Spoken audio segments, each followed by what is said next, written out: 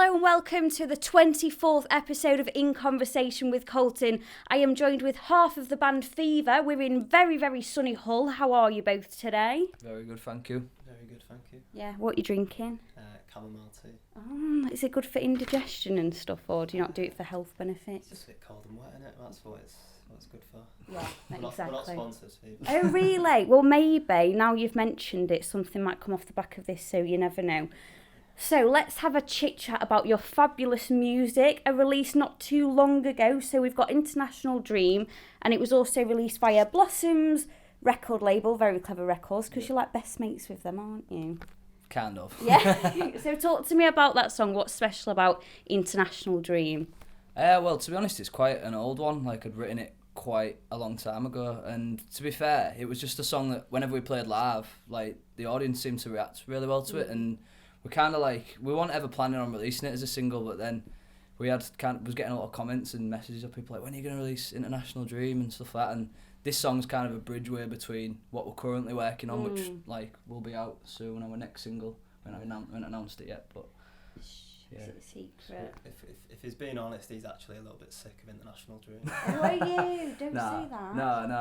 No, it's decent.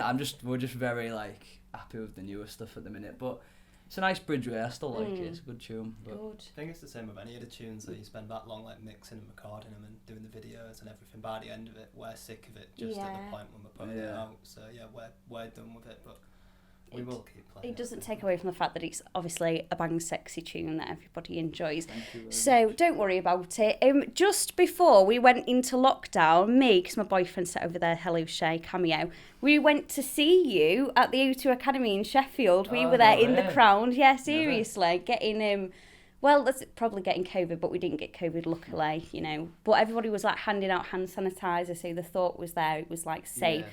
So what was it like? Because should you have done more gigs, but then it all got cancelled or what? Yeah, well, we was booked in for half of that tour, and we made it to just before half, so there was still like one date remaining, which we didn't end up completing. Yeah. But it's now been rescheduled, obviously. And Blossoms have been generous enough to give us some extra dates in September as well. So we'll be back on tour with them again, won't we? I suppose. Well, it's kind of worked out in our favour because, you know, with us having that remaining date, we got the extra dates from it as well. Exactly. So. That's just reminded me that Sheffield was the first night I went to like the toilets in like the main auditorium before the gig for some reason, and there was just sanitizer everywhere. And then it was like... Yeah, I remember coming back to these lot in like the backstage bit and be like, it's a bit much, isn't it? What's wrong with the sanitizer? Like, Not even joking though, it literally was 2 or 3 days, wasn't it? And then we were just put into this national lockdown. Because me and you said we couldn't believe it. I didn't know I keep bringing you in. You're not special enough. No, I'm joking, Shay. But we were just thinking like, you know, we know COVID's here. I know we're like sick of talking about it. But then it was just such an amazing event. Everybody was on each other's shoulders and stuff. So it'll be amazing for you to like be able to redo that and stuff. Also, is this the special house that you talk about on Happy Hour, or is that a different house? Because there's a really good story that I want you to tell everybody. Yeah, no, it's not this house. It's actually it's our keyboard player Sam's house that he was renting. He's not currently there now, but pretend he is. Yeah, he's still there. And we found out like it wasn't for quite a while until we found out, was it, that he was living in there, like living in Paul Eaton's old house, and then we came up with the idea from that. We was like, wouldn't it'd be good if we just all got the gear in there and did an Happy Hour cover, and we just did it pretty last minute, put it together, and it seemed to do pretty well, and yeah, it was good. No, it has done really well. We put it on about 5 months ago. Do you know if he saw it or not? Yeah, he did. We had a little conversation with us on Twitter, and he said he really liked it and stuff like that. So well, that's not very good. Yeah. Well, he's obviously very honest, which leads me on to my next question about your track Honesty. So you released it back in September. What's the reaction to that been like? Really good. Again, it's just another good live song. Song that you're sick of, but it's really good. Well, yeah, it's kind of, but no, it's a good song to play live. But we always kind of end the set with it because it's got the big kind of crescendo chorus as such. But but yeah, no, we're just dead excited for the sort of new stuff we're working on at the minute. It's just kind of a bit of a change in direction. Is it? Okay, that excites me. So what's different? Is it like a different sound, different style, different sort of like lyricism? It's kind of it feels like the kind of point we've wanted to get to from the start. It's like, it's a little bit more synth heavy than it was in the past. It's still very much like indie rock, but like there's just a little bit more of like an 80s synth twang to it. Like it's kind of like I don't think it is indie rock anymore. Basically, it's the first batch of tunes where our keys player has been there from the start, whereas all the songs prior were basically guitar tracks, which he had to contribute to. Yeah. So yeah, he's put his stamp on it. But yeah, I think indie rock's given it a disservice, personally. Yeah, well maybe so. Yeah, like don't brand it like that. You need to be stopped in your tracks, fella. Well, after this, we'll show you it. Anyways, we'll show you a track if you want. Exclusive sneak preview. It's just a bit cooler and less like. Happy chappy. We're like we've worked dead hard on this stuff that we're doing at the minute, and it's like say the next single that we're putting out is gonna be the first of like a little collective that we've been working on. Good. And we're just like say dead excited about it. Do you know when it's coming out, or can you still not? We tell don't us? have an exact date, but it's not far away. Right. It's not far away at all, really. Good. Is it? Well, you must be like just missing getting out in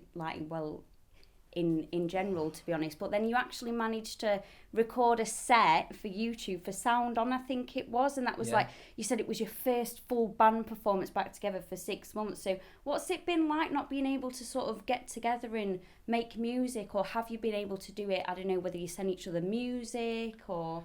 Well, like I say, we did have that period when it was in a strict lockdown where we couldn't really get together, so it was kind of me writing at home, like recording like little bits on my little interface and just sending stuff across, and obviously getting opinions, and we had to kind of work that way for a while. But then once we was able to get back into the rehearsal room together, we was just like non-stop, like cause we just love doing it, like we just like get a buzz off just rehearsing and writing and stuff and being creative. So and do you all love each other? Did you miss each other?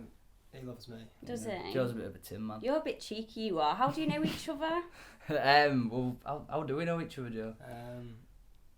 I was doing some drumming. So he used to be in an old band, which had like 2 co-frontmen, and I was doing I filled in at the end of that band when he was on its arse. I did one gig, and then that one gig with me was clearly enough to call it quits on the full band, basically. And it was also Sam, who's our keys player now. He was the bass player. Yeah, he filled in as well. So. Anyways, I then started drumming for the other guy, and then the other guy moved to Canada, and then he got. Why did you scare him off? I think so.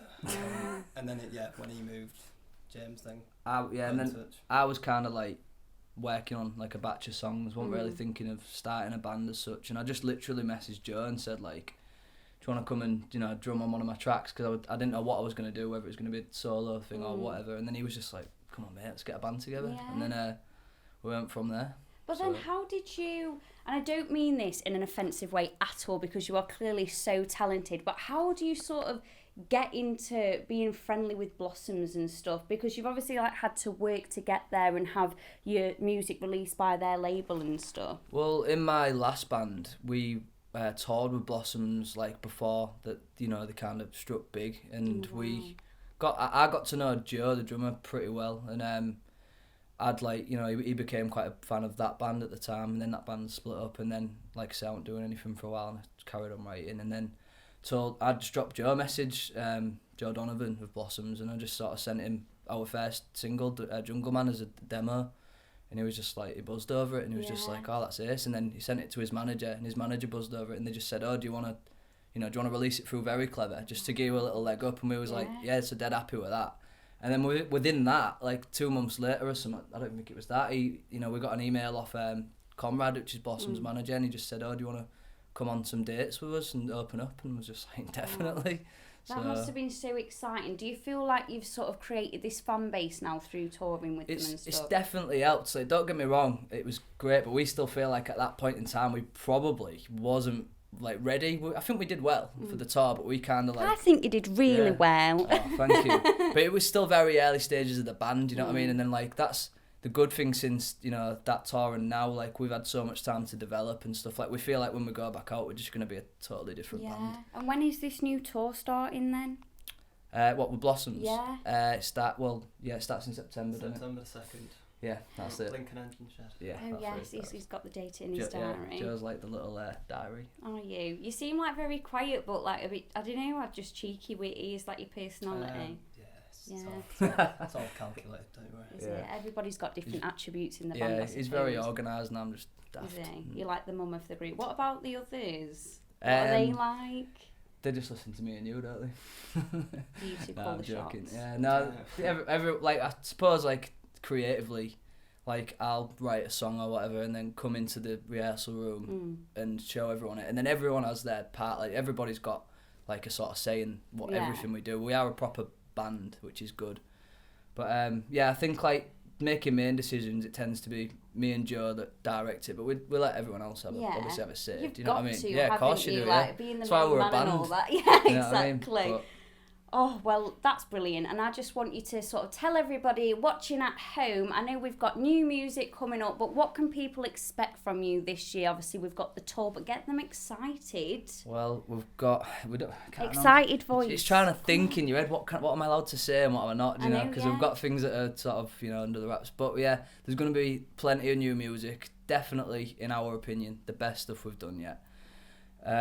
Lots of touring. Yeah. Hopefully, obviously, all goes ahead. But it's gonna be a really good year. Really good. Do you have anything to add to that? I'm not the guy to get anybody excited, I don't think. Well, do you have a girlfriend though? She might beg to differ. I do, and I think she'd concur. Brilliant. And the last thing I want to end on, because we are in sunny Hull, is what's your go-to takeaway? I'm about to go and get gluten-free fish and chips because I'm celiac and I always have to pop that in somewhere, and I found somewhere that looks good. But what do you two like to chow down on? You just can't beat a Chinese, can you? Especially when you're hungover on a Sunday, you just get like big 30 quid worth order or something. Yeah, Go all out. Touring's making you get all that money in, 30 quid. There's a Japanese called Hisaya, which is really good, which I will take their free food if they'll give me it. And a place called Donna Summer, which we've all just gone and we like that, don't we? Like the singer. Is that Japanese as well? It's not, it's like vegan junk food. Oh, is it? None of us are vegan, but because it's vegan it makes you feel a bit less guilty. Yeah, it makes you feel better. Well, do you know what, guys? Thank you ever so much for letting me come into your house. Or is it your girlfriend's house? Whose house is it? Where am I? It's our house for a couple. Oh, is it? It's mine and Joe's. Yeah, behind the scenes. This is where we you cuddle definitely go normally, out. Yeah, I know, I bet, exactly. Well, we can't because social distancing. Well, enjoy the rest of your day and thank you for letting me in your house. No problem at all.